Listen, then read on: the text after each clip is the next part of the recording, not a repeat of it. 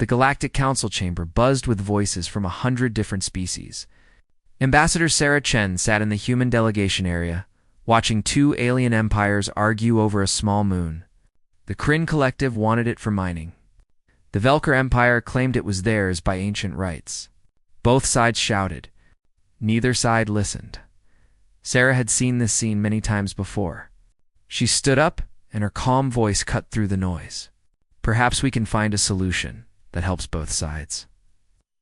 High Arbiter Zekthar, the Reptilian Council leader, watched her with cold eyes. He nodded slowly. The human ambassador may speak. For 3 hours, Sarah worked. She proposed sharing the moon's resources. The Kryn would mine for 6 months, then the Velker would mine for 6 months. Both sides would profit. She even offered human engineers to help set up the mining stations. The agreement was reached. Both empires signed. But as Sarah left the chamber, she heard Zekthar speaking to another delegate. Humans are so soft, they give everything away. Such weakness. The other delegate laughed. Yes, they think kindness makes them strong. How foolish. Sarah heard every word. She kept walking, her face calm, but her heart was heavy. Commander Marcus Webb was not calm. He stood on the bridge of the UHSF Defender, reading reports. Another human cargo ship had been seized. The Kryn pirates had taken 20 crew members hostage. We can reach them in 4 hours, his tactical officer said. The pirate ships are old. We can disable them easily. Marcus wanted to give that order. His hands formed fists, but he knew what would happen next. Sarah would negotiate. Humanity would pay. The pirates would go free. It happened every time. His communication panel lit up. Sarah's face appeared. Commander Webb, I'm handling the hostage situation. Please hold your position, Ambassador. We have the military advantage. Let me know violence, Commander. These are lives we're talking about. Marcus watched the screen go dark. He turned to look at the stars. Somewhere out there, human citizens were scared and alone, and he could do nothing. 3 days later, the hostages came home. Sarah had negotiated their release. The cost was high. Medical supplies, food shipments, and a promise not to patrol Kryn space for 6 months. The pirates kept the cargo ship too. The hostages were safe. But Marcus felt sick. He found Sarah in the diplomatic offices on Earth. Paid them, he said. We paid criminals. And now they know they can do it again. Sarah looked tired. Those people are alive because we chose peace. They're alive because we chose to look weak, Marcus said. His voice was hard. Every species in this galaxy thinks we're easy targets. They break treaties. They steal from us. They laugh at us. And we smile and offer them aid. We offer aid because it's right, Sarah said. Because we're better than them. Marcus leaned forward. What good is being better if we're dead? Sarah had no answer. 2 months passed. The galaxy continued its games. A trade dispute here. A border crossing there. Humanity mediated, negotiated, and compromised. Always compromised. Then the Velker Empire made its move. 3 star systems sat in neutral space. Human exploration teams had found them 5 years ago. Rich planets. Good resources. Humanity had filed proper claims with the Galactic Council. The paperwork was still being processed. War Prince Threx of the Velker Empire didn't care about paperwork. He sent his fleets to all 3 systems. They built military stations. They claimed the planets as Velker territory. The Galactic Council held an emergency meeting. Sarah stood before them, presenting evidence. These systems were discovered by human explorers. We have legitimate claims. Threx laughed. He was a large being, covered in armored scales. You have papers. We have ships. Possession is the stronger claim. Zekthar looked at Sarah. What does humanity propose? Sarah took a breath. We propose the Velker Empire withdraw. In exchange, we'll share mining rights for one of the 3 systems. Threx laughed louder. We already have all 3. Why would we accept one? Because it's fair, Sarah said. The chamber erupted in sound. Some species were laughing. Others were talking among themselves. Sarah could hear the word weak repeated in a dozen languages. Zekthar raised his hand for silence. The Velker claim stands. Humanity may file a formal complaint, which will be reviewed in 6 months. 6 months. The Velker would be deeply established by then. Sarah knew it. Everyone knew it. Marcus watched the council meeting from Earth. He stood in the military command center, surrounded by officers and screens. They all saw the same thing. Humanity had been robbed in broad daylight. Admiral James Okonkwo, the head of Human Defense Forces, stood beside Marcus. The admiral was an old man, but his eyes were sharp. "How much more?" he asked quietly. Marcus knew what he meant. "I don't know, sir, but it can't be much more." On the screen, Sarah was leaving the council chamber. Her head was high, but Marcus could see the defeat in her shoulders. The other delegates were talking freely now. They weren't even trying to hide it anymore. The humans were weak. The humans were soft. The humans could be pushed around. One Kryn delegate spoke loudly to his friend. "My child could negotiate better than them. They have ships, weapons, technology, but no spine to use them," his friend agreed. "They think mercy makes them strong. Let them think that. It makes things easier for the rest of us." High Arbiter Zekthar returned to his private office. He poured himself a drink and smiled. The humans were useful fools. They did the hard work of keeping peace, and everyone else could do as they pleased. They would never fight back. It was the perfect arrangement for now. Aliens thought compassion was weakness, until humanity stopped showing it. Part 2. The Breaking Point New Haven was a small human colony on the edge of explored space. 5,000 people lived there. Farmers, teachers, engineers, families. They had built a peaceful life on a green world. Governor Lisa Park loved her colony. She walked through the market every morning, greeting people by name. Children played in safe streets. It was everything humanity hoped to build among the stars. Then the Velker. Fleet arrived. War Prince Threx had decided to test something. He wanted to know what humans would really do when pushed. The 3 stolen systems weren't enough. He wanted more. "Surround the planet," he ordered his commanders. "Fire on their satellites. Nothing that reaches the surface yet. Let's see how they respond." The Colonial Defense Force was small. 3 patrol ships and a station with defensive weapons. Commander Chen radioed the Velker fleet immediately. "This is New Haven Defense. You are in violation of territorial space. Please withdraw." Threx laughed at the message. "Violation? We're testing our new weapons. If you want us to leave, make us leave." Commander Chen held his fire. His orders were clear. Avoid conflict when possible. Protect civilian lives above all else. He sent an urgent message to Earth. Admiral Okonkwo received the message within seconds. He immediately contacted Sarah Chen. "Ambassador, the Velker are threatening New Haven." Sarah was already moving. "I'll contact the Galactic Council. We'll get a ceasefire order." "Sarah," the Admiral said carefully, "maybe it's time for a different approach." "No," she said firmly. "We don't start wars, we end them." The Galactic Council took 6 hours to meet. Sarah presented the evidence. Velker ships surrounding a peaceful colony. Clear aggression. Zekthar listened, then spoke. "We will send the Velker Empire a formal request to withdraw. This should resolve the situation." "A request?" Sarah couldn't believe it. "They're threatening civilians, and perhaps the colony should evacuate," another delegate suggested. "Why provoke a conflict?" Sarah's hands shook. "Provoke? We're the victims here." But the council had made its decision. A strongly worded letter would be sent to the Velker Empire. It would take 3 days to compose and deliver. 3 days. Threx received the council's request on the 2nd day. He read it and smiled. Then he gave a new order. Fire on the colony. Target their power stations. Let's see if they fight back. The first missile hit New Haven's central power station. The explosion was visible from orbit. 200 people worked in that station.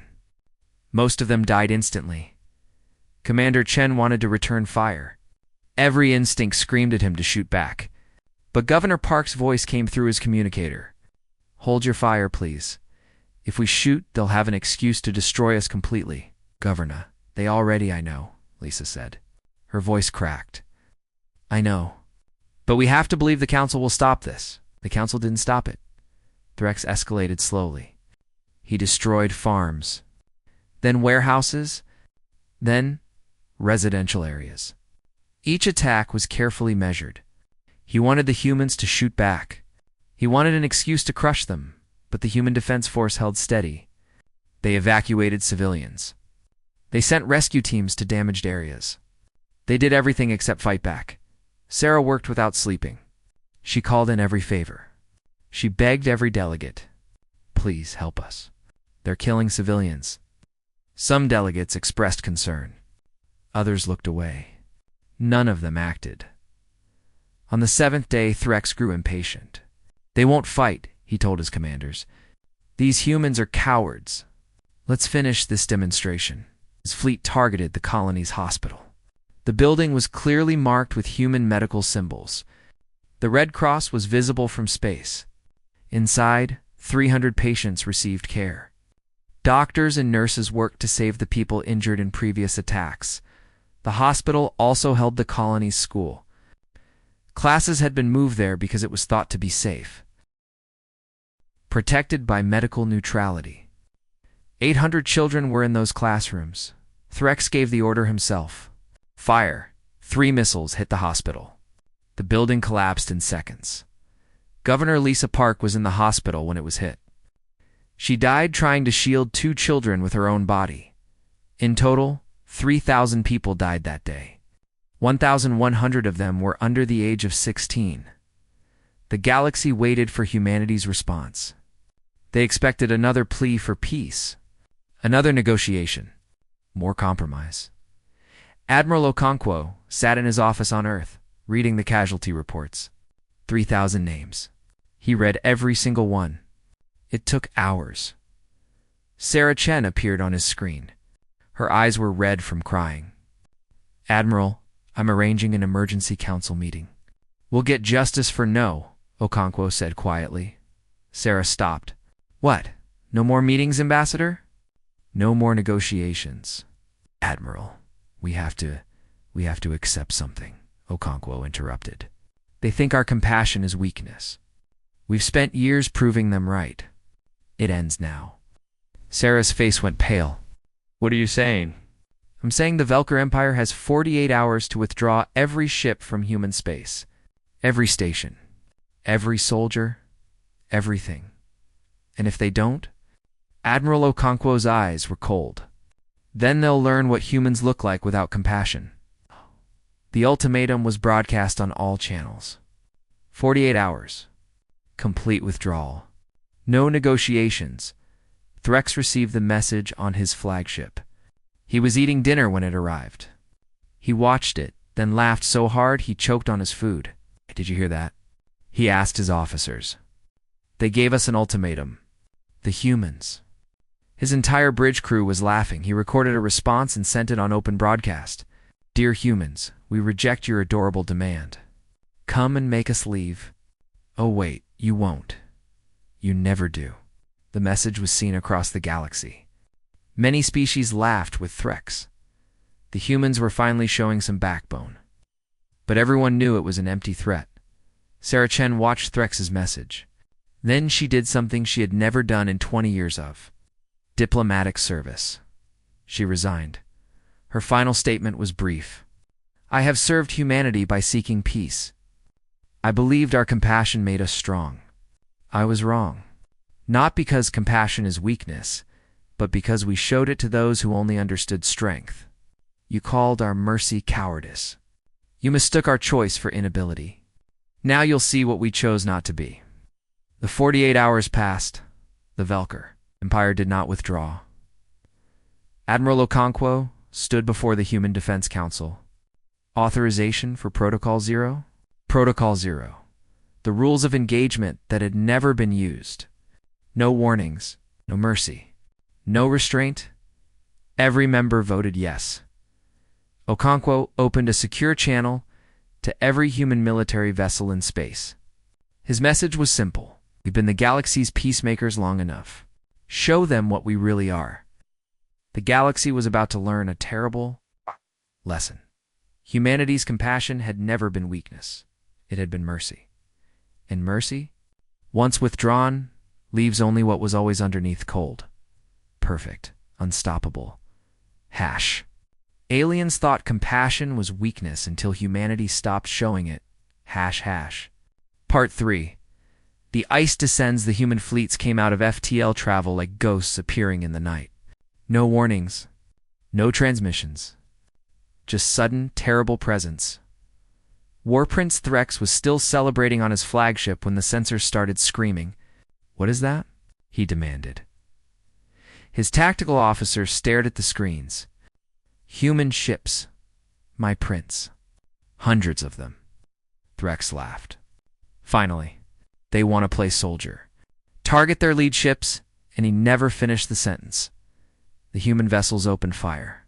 Their weapons weren't the defensive systems the galaxy had seen before. These were weapons designed for one purpose: total destruction. The first Velker's battleship exploded before it could raise shields. The second managed to return fire, but human point defense systems swatted the missiles aside like insects. The third tried to run. It didn't make it far. Captain Diana Torres commanded the UHSF Retribution, humanity's newest warship. She watched the battle from her command chair with cold eyes. "All targets locked?" "Yes, Captain," her weapons officer confirmed. "Fire. Don't stop until they're gone." For years, humanity had held back. They had designed weapons, but never used their full power. They had trained warriors, but taught them restraint. They had built ships capable of incredible destruction, but used them only for defense. No more restraint. No more mercy. The Battle of Velker Prime lasted 3 hours. 300 Velker ships defended their homeworld. It wasn't enough. Human weapons cut through armor like paper. Human shields absorbed damage that should have destroyed them. Human tactics showed years of study and preparation. This wasn't a peaceful species learning to fight. This was a warrior race that had chosen not to fight until now. Threx watched his fleet die. Ship after ship went dark. He tried to rally his forces, but nothing worked. The humans were everywhere, moving with precision he had never seen. His communication officer shouted, "The orbital defense platforms are down. All of them." "How?" "We had 50 platforms." "Had, my prince." Threx's face went pale under his scales. "Open a channel to the human fleet. I want to negotiate surrender." The channel opened. Admiral Okonkwo's face appeared on screen. Admiral Threx said quickly, "I acknowledge our error." "Let us discuss terms." Of Okonkwo didn't let him finish. Message received and acknowledged, and the screen went dark. Threx stared at the blank screen. Did he acknowledge my surrender and then disconnect? His officers had no answer. The human fleet continued its work, methodically, efficiently, without emotion. Every military station around Velker Prime was destroyed. Every weapons platform. Every shipyard. Every fuel depot. The humans didn't target civilian areas, but they showed no mercy to anything military. Threx tried to surrender 4 more times. Each time, a human officer acknowledged the message and continued the assault around the galaxy. Other species watched in horror. The broadcasts showed everything. This wasn't the humanity they knew. In the Kryn Collective's capital, their leaders held an emergency meeting. "The cargo ship we captured," one leader said nervously. "Where is it?" "In our impound facility," still another answered. "Return it with the cargo and write an apology." But we now. The Kryn weren't the only ones scrambling. 12 different species suddenly withdrew territorial claims against human space. 8 trade disputes were resolved in humanity's favor within hours. For ongoing negotiations were completed with extremely generous terms for the human side. Everyone was suddenly very eager to be humanity's friend. The Galactic Council called an emergency session. High Arbiter Zekthar stood before the assembled delegates. We must demand the human forces cease their aggression immediately. No one wanted to make that demand. Their behavior is unacceptable, Zekthar continued. This level of violence is exactly what the Velker showed to New Haven, a delegate interrupted. Where was this emergency session a week ago? Zekthar had no answer. The council voted to send a formal demand to Earth. 23 species voted yes. 34 abstained. 15 voted no. The message went out anyway. Admiral Okonkwo received the council's demand aboard his flagship. He read it, then composed a brief response. For years we showed compassion. You called it weakness. We offered peace. You took advantage. We gave mercy. You spat on it. You wanted to see humanity without compassion. We're showing you. When we're satisfied that the lesson is learned, we'll stop. Not before. The message was broadcast on all channels. Every species heard it. Many felt a cold fear they had never experienced before. Around Velker Prime, human ships established a complete blockade. Nothing came in. Nothing went out. Admiral Captain Torres reported, Velker civilian ships are requesting permission to transport food and medical supplies to the surface. Okonkwo didn't hesitate. Denied. Sir, their casualties from the battle are, I'm aware. Captain denied. Torres felt something twist in her stomach. But she relayed the order. On Velker Prime's surface, the population watched the sky. The human fleet was visible, even during the day. A constant reminder that everything had changed. Threx stood in what remained of his command center. Half the building had been destroyed in the assault. He composed one more message to Earth. I take full responsibility for the attack on New Haven. I will surrender myself for trial. Please, the Velker people are suffering. They need. The response came from Admiral Okonkwo.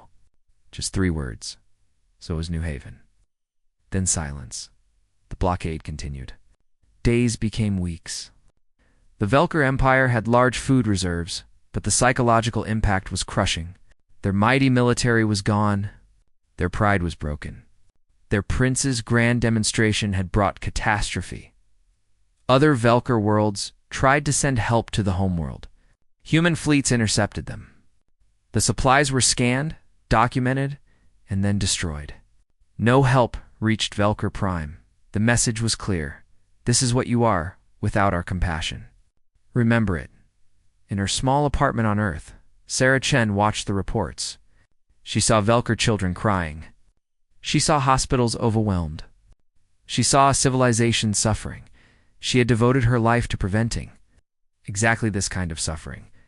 But she also remembered 3,000 names, 1,100 children who would never cry again. She closed her eyes and tried not to feel anything. Admiral Okonkwo sat in his private quarters looking at a picture. His daughter had lived on New Haven. She had been a teacher at the school and the hospital. Her name was on the list of the dead. He placed the picture down, returned to his duty. The galaxy had asked for this. They had pushed and pushed until humanity stopped being compassionate. Now, they had to live with the result. In the Galactic Council chambers, delegates spoke in whispers. A new phrase was passing through the building. Humans are cold. It would take time for them to understand the full meaning of those words. Humanity hadn't changed. Humanity had simply stopped pretending weakness was the same as kindness the galaxy had wanted to see. Human strength without human mercy. They were seeing it now, and they were terrified. Aliens thought compassion was weakness until humanity stopped showing it #. Part 4. The lesson spreads. 3 months had passed since the Battle of Velker Prime. The human blockade remained perfect. Not a single ship got through, but the consequences spread far beyond. One empire. The plague started in the Kryn Collective's mining colonies. A virus, aggressive and fast-spreading. Within 2 weeks, it had reached their homeworld. Thousands were sick. Hundreds died each day. The Kryn government sent an urgent request to Earth. We need human medical teams, please. We know our past actions were wrong. But innocent people are dying. The response from Earth was brief. Human medical personnel will not be deployed to Kryn space. We recommend you handle this internally. Kryn tried everything. Their own doctors worked without sleep. They contacted other species for help. But human medical technology was the most advanced in the galaxy. Without it, the plague continued to spread. Dr. Yuki Tanaka watched the Kryn death counts from her station on an Earth's orbital medical facility. She had trained for 15 years to save lives. And he lives. She had personally developed 3 of the treatments that could stop the Kryn plague. We could save them, she told her supervisor. I could have a team ready in 6 hours. Her supervisor was an older doctor named Dr. James Williams. He looked tired. Our orders are clear, Yuki. Orders? We're doctors. Since when do we follow orders to let people die? Since those people laughed while New Haven burned, James said quietly. Why UK? I had no response to that. The Helix Nebula War began shortly after. To minor powers, the Sarath Federation and the Telvanni Republic had been in a Cold War for decades. Humanity had always mediated their disputes. Not anymore. The war started over a trade route. It escalated to border raids. Within a month, both sides were using weapons of mass destruction. The Galactic Council pleaded with Earth to intervene. Human mediators are the only ones both sides trust. Please, you must help negotiate. Admiral Okonkwo's response was cold. The Sarath and Telvanni are sovereign powers. Their war is not our concern, but thousands are dying. Yes, Okonkwo agreed. They are. The economic collapse was slower, but just as devastating. Humanity had been the galaxy's largest trader.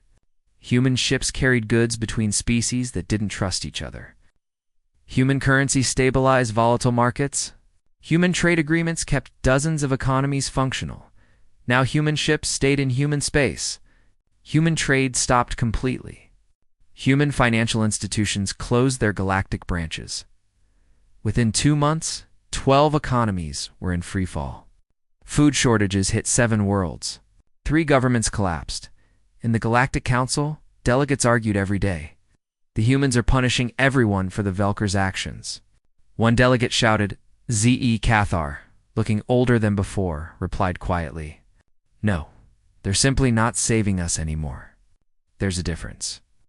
Captain Diana Torres commanded a patrol near the former neutral zone. Her sensors detected a distress call from a civilian transport.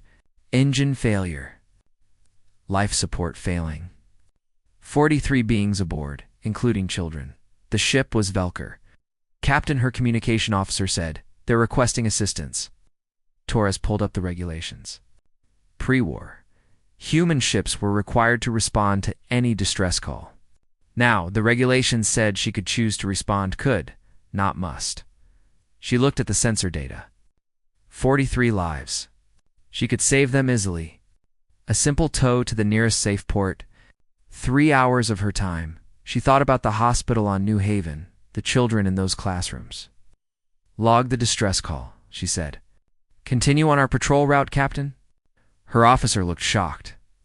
You heard me? The Velker transport was found 6 days later by a Kryn rescue ship. 17 survivors. 26 had died waiting for help that never came. The story spread across the galaxy. The humans had ignored a distress call. Humanity, which had built its reputation on helping anyone in need, had sailed past dying civilians. The message was clear. Humanity was done being the galaxy's rescue service. More weeks passed. More crises emerged. A famine on Telcon IV. A reactor meltdown on Station Kepler 7. A natural disaster in the Outer Veil colonies. Each crisis was survivable with human help. No human help came. The galaxy began to understand what it had lost. Humanity hadn't just been peaceful, they had been the glue holding civilization together. Their mediation stopped wars. Their trade supported economies. Their aid saved lives. Their compassion made the galaxy a better place. All of that was gone. High Arbiter Zekthar gathered a delegation of 12 species. They traveled to Earth together. No weapons, no guards. Just leaders who wanted to talk. They were received in a plain conference room. No ceremony. No hospitality. Admiral Okonkwo and 3 other human officials sat across from them. Zekthar spoke for the delegation. Admiral, we come to request that humanity resume normal relations with the galaxy. Define normal, Okonkwo said. Trade, mediation, the humanitarian aid that humanity has always provided. Ah, Okonkwo nodded. You want us to return to being your problem solvers, your peacekeepers, your charity. That's not Zekthar. Stopped. Yes, we admit it. We need humanity. The galaxy needs you. Needed, Okonkwo corrected. Past tense. You needed us. Then you called our help weakness. You exploited our generosity. You mocked our compassion. Kryn delegate spoke up. We were wrong. We admit this. What more do you want?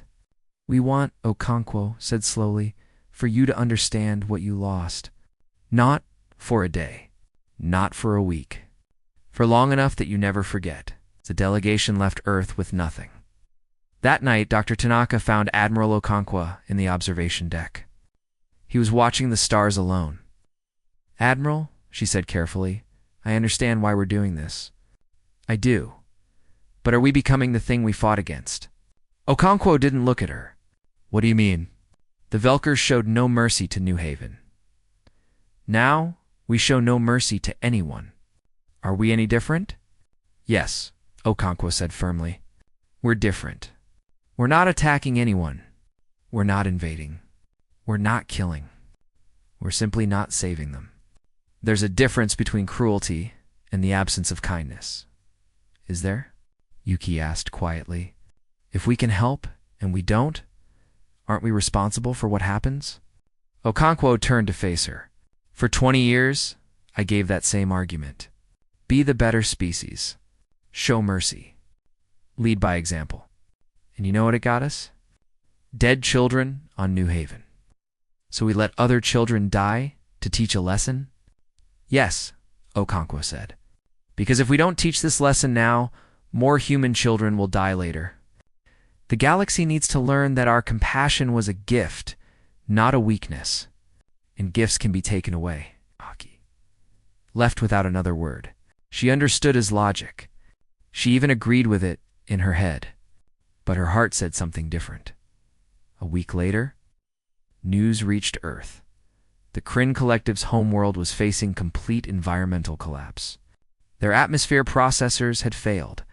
It was a cascade failure that would poison the air within 2 months.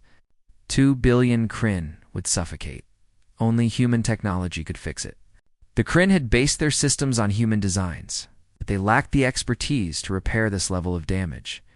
The Kryn government didn't send an official request. Instead, their chancellor, an older female named Severin, took a small personal ship.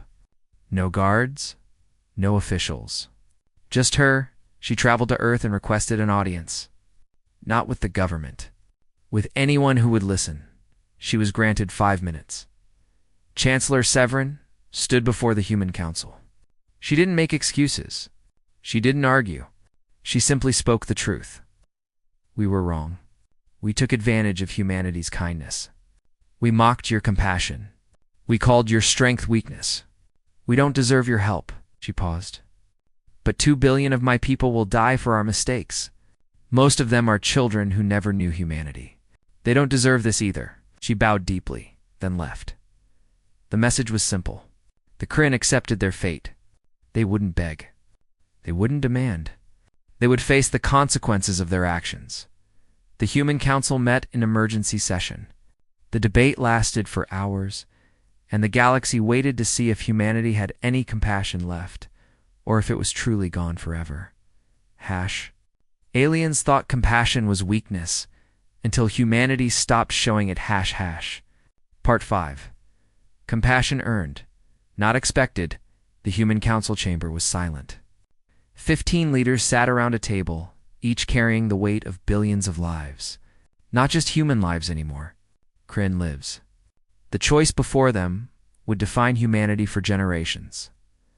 Admiral Okonkwo spoke first. We've made our point. The galaxy understands now that our compassion was a choice, not weakness. But if we let 2 billion people die when we could save them, what does that make us? Commander Marcus Webb disagreed. It makes us survivors. If we rescue the Kryn now, everything returns to how it was. In 10 years, maybe 20, someone else will test us, and we'll be back where we started. So we let innocents die to maintain our reputation? Dr. Tanaka asked. We let innocents die because their leaders need to learn, Marcus replied. Hard lessons stick. The debate continued for hours. Some argued for help. Others argued for continued isolation. The room was divided. Then Sarah Chen walked in. She hadn't been in government buildings since her resignation, but someone had called her. Asked her to speak. Ambassador Chen, Okonkwo said, surprised. We didn't expect. I'm not an ambassador anymore, Sarah interrupted. I'm just someone who spent 20 years trying to make the galaxy better. And I failed. The room went quiet. I failed, Sarah continued, because I thought showing kindness was enough. I thought if we were good enough, patient enough, understanding enough, the galaxy would respect us. I was wrong. They saw kindness and thought weakness. They saw patience and thought fear. They saw understanding and thought stupidity. She walked to the center of the room. But Admiral Okonkwo was wrong too. Okonkwo raised an eyebrow. How so? You think showing strength without mercy will teach them respect. But all it teaches is fear. And fear doesn't last. The moment we're weak, the moment our fleet isn't the strongest, they'll turn on us again. Because we didn't teach them to respect us.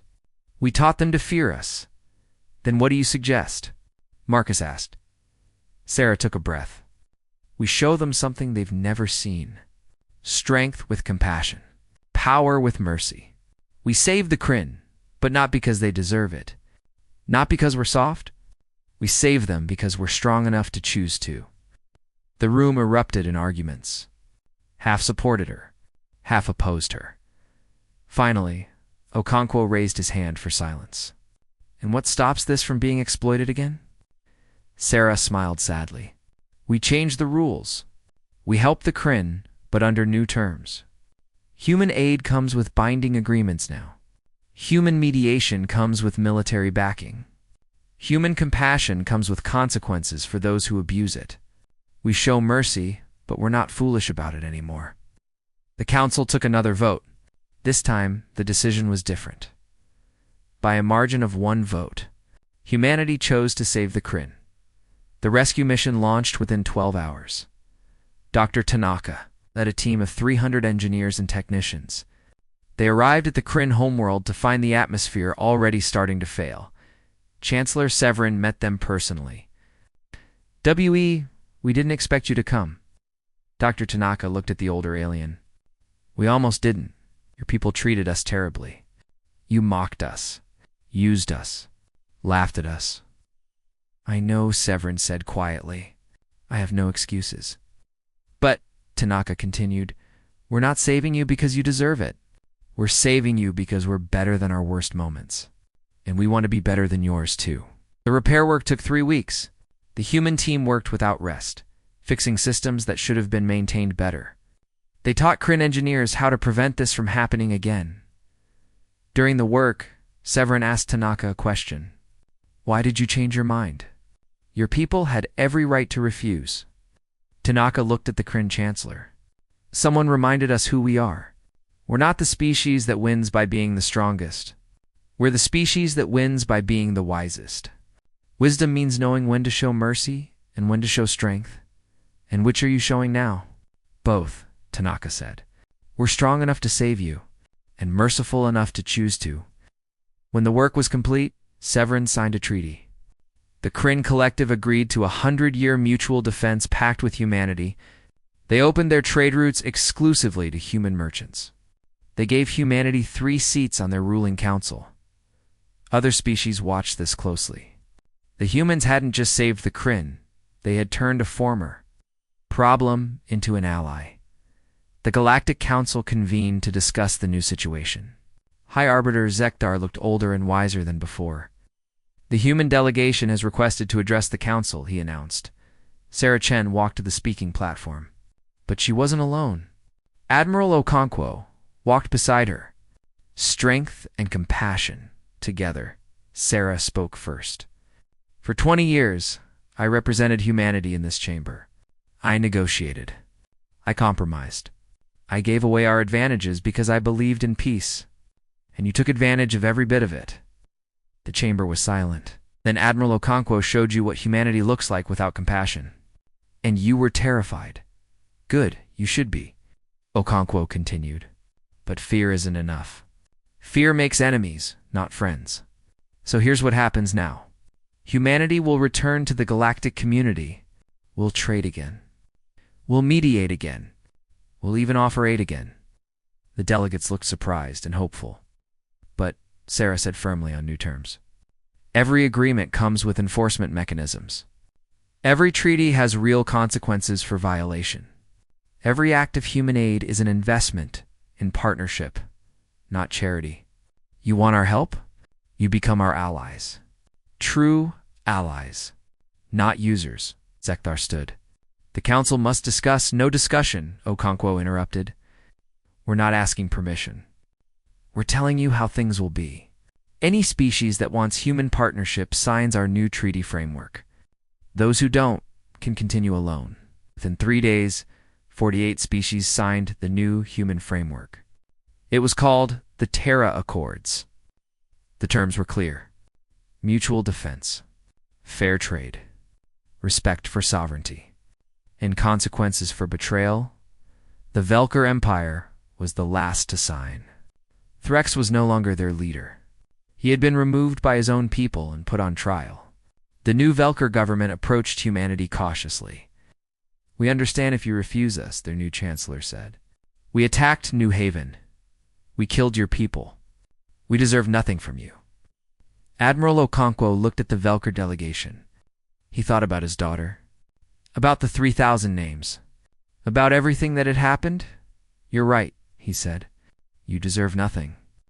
But the Terra Accords aren't about what you deserve. They're about building something better. If you truly want to change, prove it. Sign the Accords. Follow them.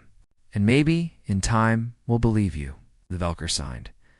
The galaxy was restructured. Humanity didn't dominate it. They partnered in it. The difference was crucial.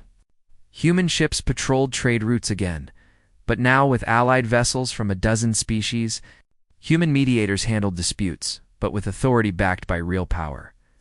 Human aid saved lives. It created lasting alliances instead of dependencies. 6 months after the Kryn rescue, Sarah and Marcus stood on New Haven's rebuilt memorial. 3,000 names were carved in stone. 1,100 of them had small stars next to them. The children. Do you think we did the right thing? Marcus asked. Sarah was quiet for a long moment. I think we did the only thing. We couldn't stay isolated forever. But we couldn't go back to being used either, so we found a middle path. We found a human path, Sarah corrected. Strong enough to stand alone. Wise enough to stand together. Compassionate enough to forgive. And firm enough to never forget. Marcus read some of the names. They would have wanted this, I think.